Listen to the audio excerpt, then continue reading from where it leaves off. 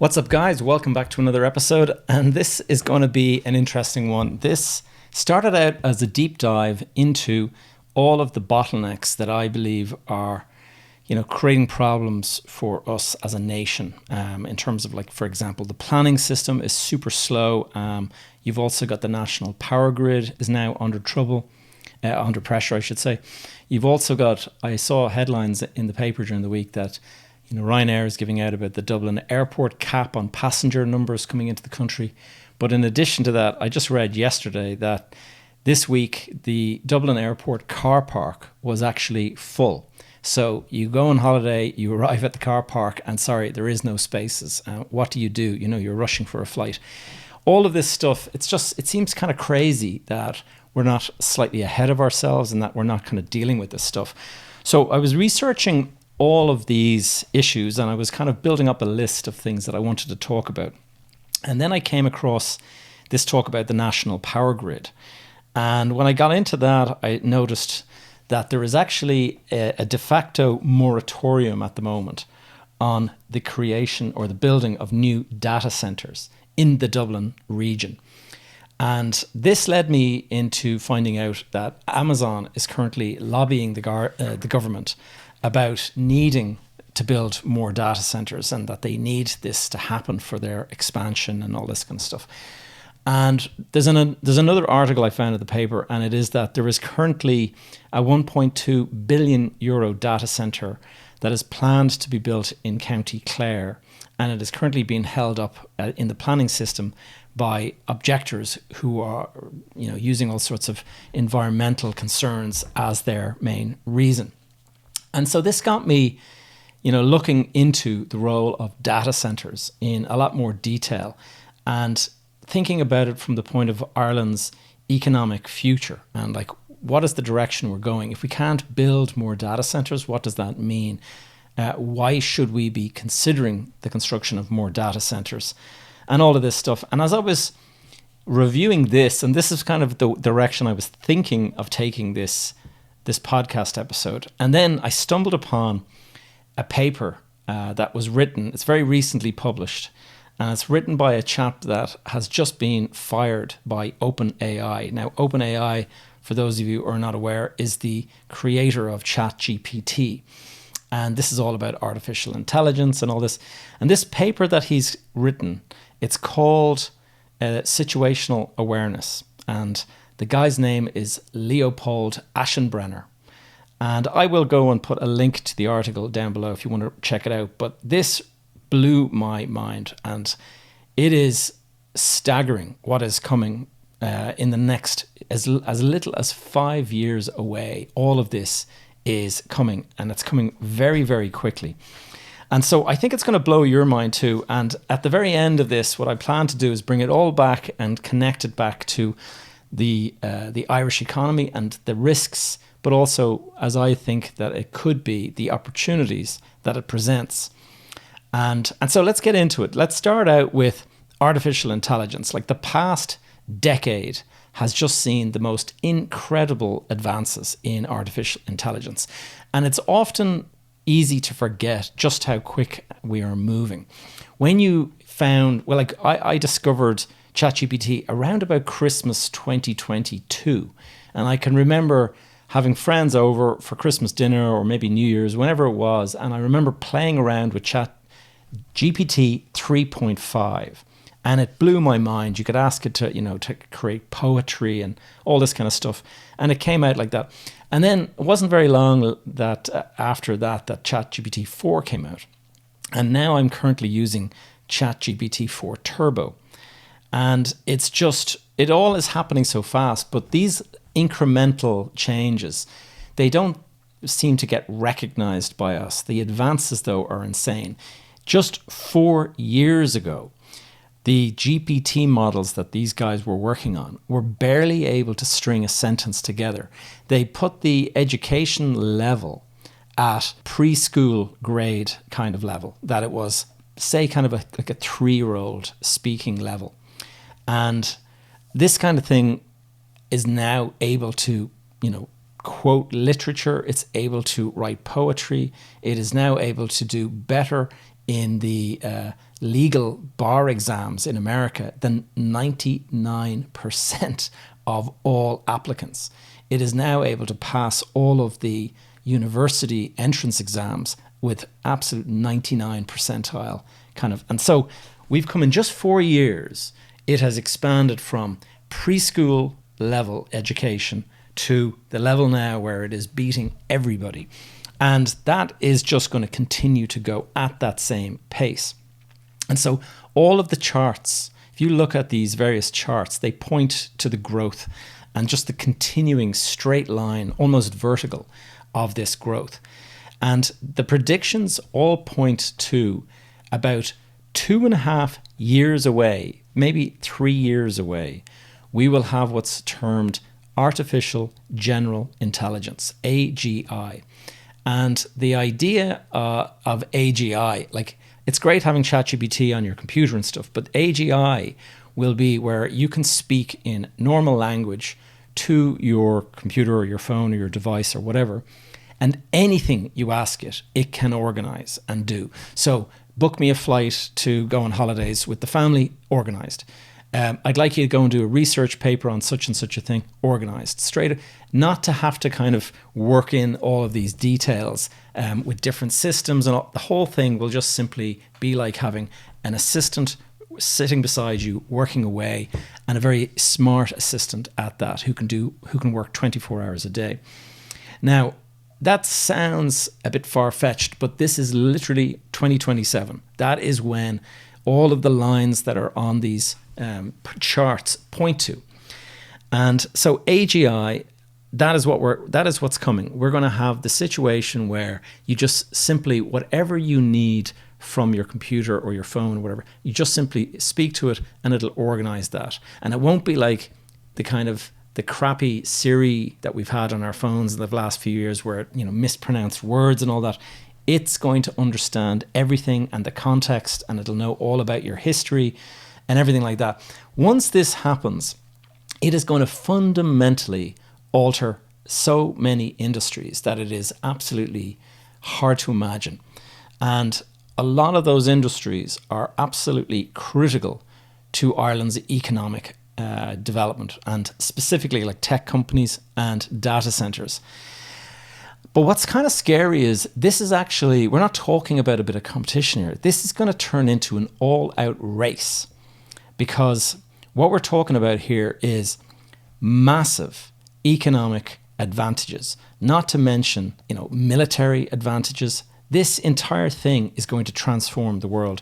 And when you think about that, we're not talking about a little bit of healthy competition between, Apple and Meta or something like that, or Facebook versus, LinkedIn. We're talking about a new industrial revolution. And it will be a little bit like the mobilization of the industries prior to World War II. Once World War II kicked off, it doesn't matter what your factory does, you're now making weapons, you're now building ships, you're now building tanks. And that is the kind of thing we're looking at, where there are now trillions of dollars being poured into this globally. And it's going in at such a rate. I mean, this paper that this guy Leopold put out, he's saying that every time the board meet, they're adding another zero to their plans. And they're now talking about Sam Altman, who's the CEO of OpenAI. There are rumors that he is currently in the market trying to raise $7 trillion.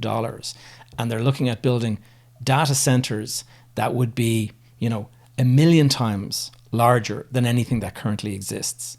And when you hear things like that, you go, my God, this is just incredible. And so the problem with these huge data centers they're talking about is the power that they require is just off the charts. And what they're saying is that America alone is going to need to increase its power production capacity by about 20% just to feed these new data centers. And, that presents a major challenge for Ireland, because we currently have a bit of a, pressure on us around power generation. And we have all the demands coming for these data centers. And these data centers, the power that they need is really, really is very, very demanding. And so this is just the tip of the iceberg, the current situation where you've got Amazon lobbying the government and saying, we need more data centers. A year from now, or even 2 years from now, it's absolutely going to be enormous pressure for this kind of thing to take place. And to give you an idea, our energy infrastructure, it's taken about 100 years to get to the level that we're currently at. And over that period of time, there's been power stations that started off with peat and turf, and then they moved on to coal, and then they moved on to hydro, and then they moved on to gas burning. And, you've got Poolbeg and Moneypoint and all these places. And now we have the big wind generators that are off the coast and stuff. And that's the way it's going. A lot of these wind generation things are very important because we need renewable energy rather than burning gas and stuff. But the problem is that there's also this huge environmental push back, and you've got a lot of areas of conservation being created off the coast. So the areas where these big wind farms would be put are now being basically ruled out as not possible. In addition to that, I heard a very interesting fact yesterday that a lot of the data centers that are being built in Ireland at the moment, they're being built without the need for a special industrial license because they have separate power supplies. They have a power supply in case they can't get access to the grid.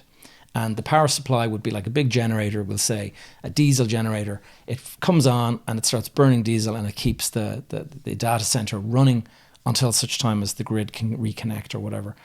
And they always, when they were submitting plans for these, they always were under the impression that, look, this is just a fail-safe in the event, in the rare occasion where there could be a disconnection from the power grid, we would be able to turn on these. And so it wasn't deemed necessary.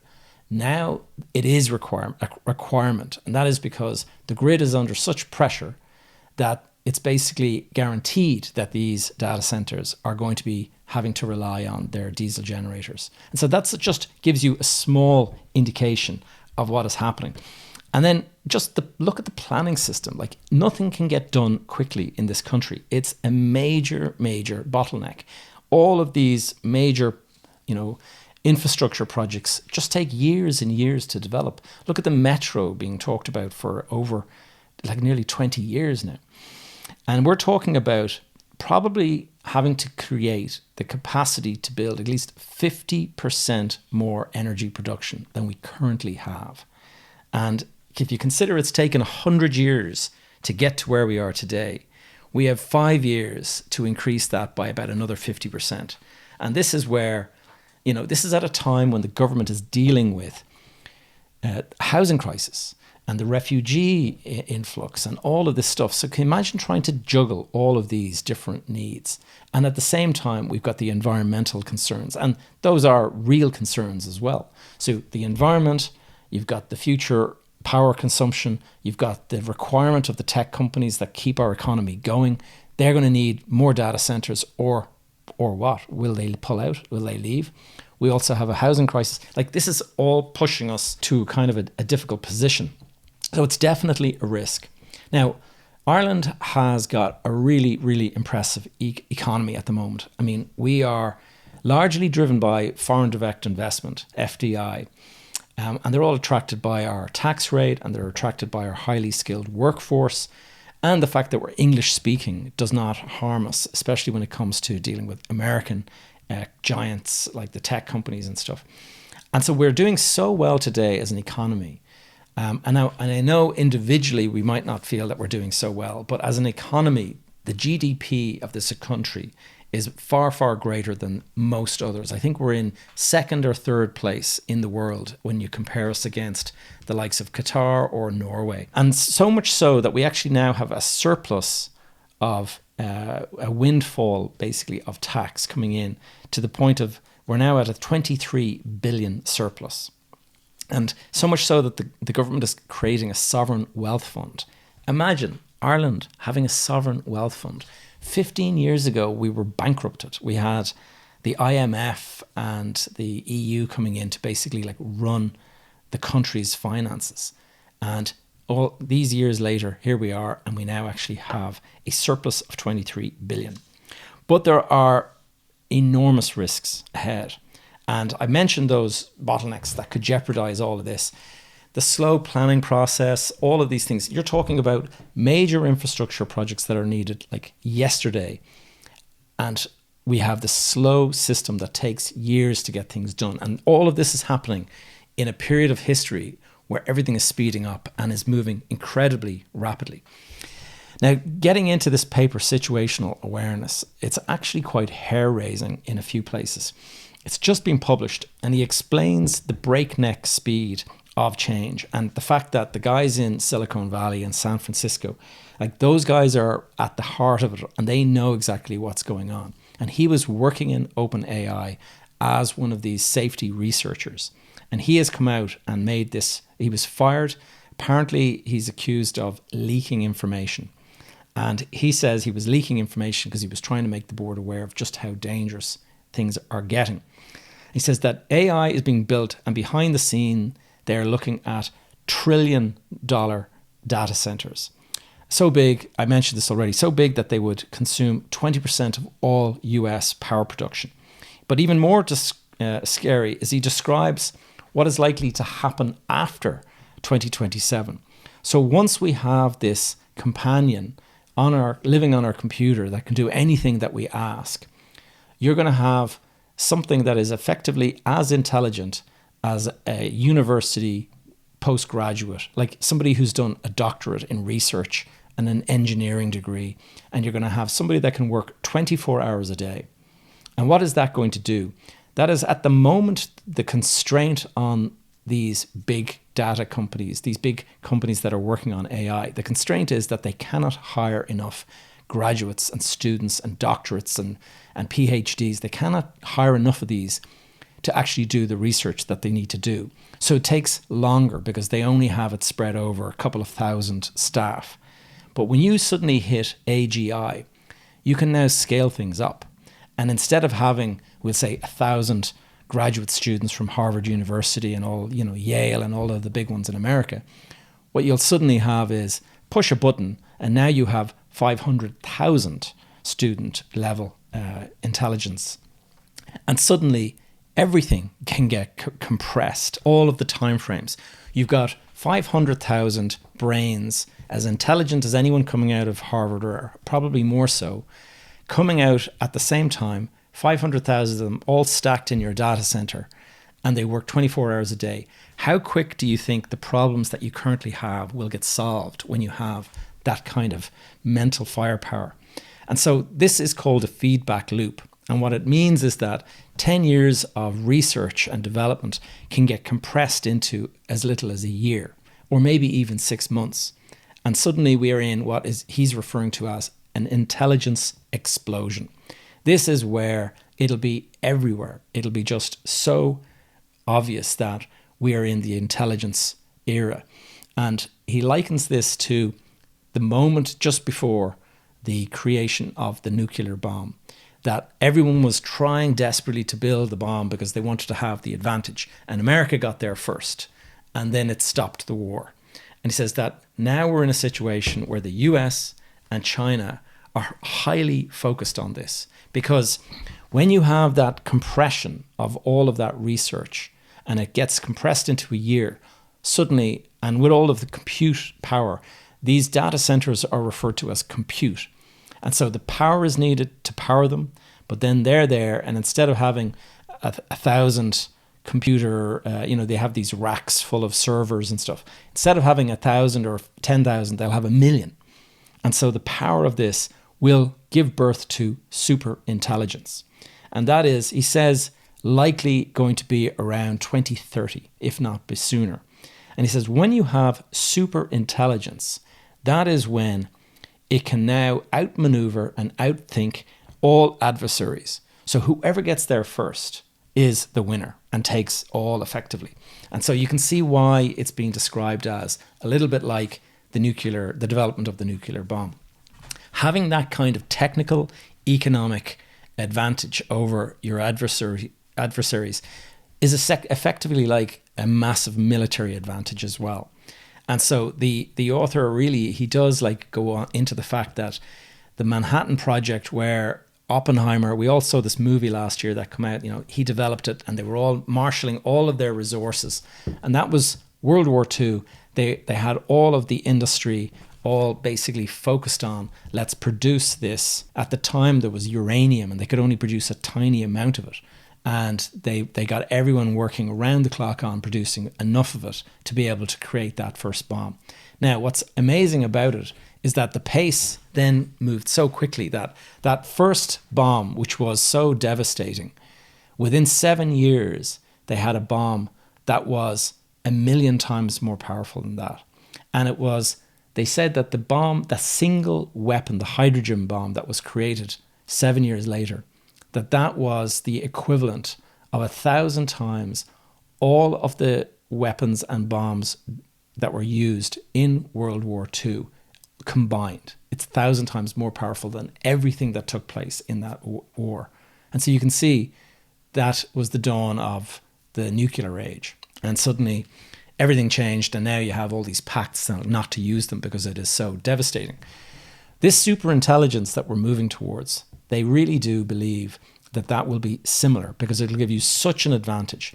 And so, sure enough, what does this mean? Well, this means that you're going to have an industrial mobilization that we haven't seen anything the likes of in 80 years. And data is going to become the new oil. And so we're going to be entering into a data boom and an intelligence boom. And anyone who can produce the data centers, it is effectively going to be like having discovered oil. That's my opinion. Now, obviously, there's a whole other discussion around superintelligence. I'm not even going to go there, but just to say, he does, in this paper, he does go into the fact that when you create a superintelligence that is vastly more intelligent than you or anyone that works in your company, how do you control that? Like, do you say, oh, we don't want you to go and do this? It could already have thought 5 moves ahead of you.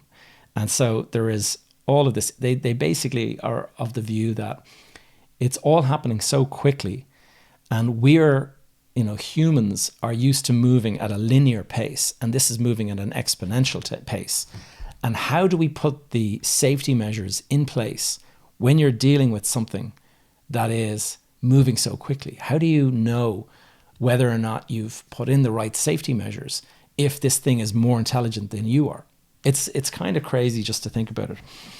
So anyway, we're entering this data boom, and similar to the oil boom. And so how do we bring this back to Ireland? Well, what does it mean for the economy? At the moment, we are the headquarters for almost all big tech firms around the world. They all, like most of them are all US based, but they all have headquarters in Ireland. Why? Because of our tax regime here. And we have the highly skilled workforce, as I've already mentioned. We're also an English-speaking nation on the edge of Europe, so we have access to the European market. And I think that we're looking at the economy over the next couple of years. This is potentially, if we play our cards right, this is like a windfall that could be similar to when the oil economies of the Middle East discovered that they had oil. I mean, you have places like Dubai back in the 1960s or 50s. That was like a fishing village. Look at it today. And that is what these countries are capable of when they get it right. And so those guys, they happen to be sitting on huge volumes of oil, gas, all that. Saudi Arabia, Doha. I spent a year living in Doha. I spent a couple of years living in Dubai. All of those places, remarkable places, but all built off the back of this oil. And we are potentially, as a country, on the cusp of being right in the middle of this data boom that's about to kick off. And so that is a massive advantage. Like, we're talking about 23 billion surplus today. If this kicks off and if it generates the kind of economic benefits that they're talking about, it could be that we have 30 or 50 billion going into a sovereign wealth fund every year. We could be like the next Norway that has so much money it doesn't know what to do with it. Or, and this is the big or we could fail miserably. We could basically argue and bicker and fight and delay everything and just keep on going around in circles with our planning system and with our protesters and with all of these people out there saying, you can't build this, not in my backyard, I don't want this, I don't want that. It's really, I don't think that these big tech firms are going to sit around and watch us solve our problems while they are facing an existential threat. Anybody who remember, like if you're old enough, you remember there was a company called MySpace. MySpace came out before Facebook. It won the race and it came out before Facebook, but Facebook was better, had better algorithms, whatever it was, and it's gone to history. That's it. It doesn't exist anymore. A lot of you, if you're old enough, will remember there was a company called Blockbuster. Blockbuster used to have video stores. Used to go in and used to pick up your VCR cassette and you used to watch a video at home, and then you would bring it back the next day and you had to pay for that. Those video stores were super popular. Here in Ireland, it was referred to as Extravision. And that firm was worth $2 billion when Netflix was formed. And a couple of years later, Reed Hastings, who is the guy that created Netflix. Is it Reed Hastings? I'm thinking that. Anyway, he went and he asked Blockbuster to buy them out, and he offered it up for $50 million. And the guys in Blockbuster basically laughed him out of the door and said that they were gonna steamroll him. Today, Netflix is worth, I don't know what it's worth, 30 billion or something like that, and Blockbuster went bankrupt. And then you can also talk about Kodak. Kodak was the big camera company back in the day. Ironically, one of their own engineers discovered the digital camera, but they didn't pay any attention to it. And sure enough, they thought that they were in the business of processing film. That's what they thought. They made the film that goes in the camera, the rolls, and you took your photos and then you brought them in and you gave them to produce. That's what Kodak believed their business was, instead of the business of creating images. And so when the digital camera came along, they suddenly went out of business. A company that was worth 124 years old and that had something like 130,000 people working for it, it went bankrupt. That same year it went bankrupt, Instagram was bought by Facebook for 1.2 billion, and it was 18 months old and it had 12 people working for it. Just shows you this kind of stuff moves so quickly that these big firms, they are worried that they will be overlapped like that, and that you could face a situation where these companies suddenly become irrelevant and disappear, and years from now they're gone. You've never even heard of them. So that is the worry that these companies have, and they are simply not going to sit around while we go and figure this stuff out. They are going to move to another economy if they need to. You only have to look at NVIDIA. NVIDIA is the chip maker that makes all of the chips that go into these AI models. It has just passed out Apple and Microsoft and all these other companies. It is now the most valuable company in the world, worth 3 trillion. And it has risen 590,000% in value in the last 5 or 6 years. This gives you an idea of what is ahead of us. And so we really have to think about this and make sure we do not screw it up, and really work hard on getting everything aligned so that these guys do not look abroad and say, you know what, we can do better. We can work with a country that can sort out its problems faster. So what has Ireland got going for it? Well, we have the attractive tax rate. We have the highly skilled workforce. I keep going on about it. But that is just not going to be enough to retain these big tech firms if they cannot expand their data centers when they require it.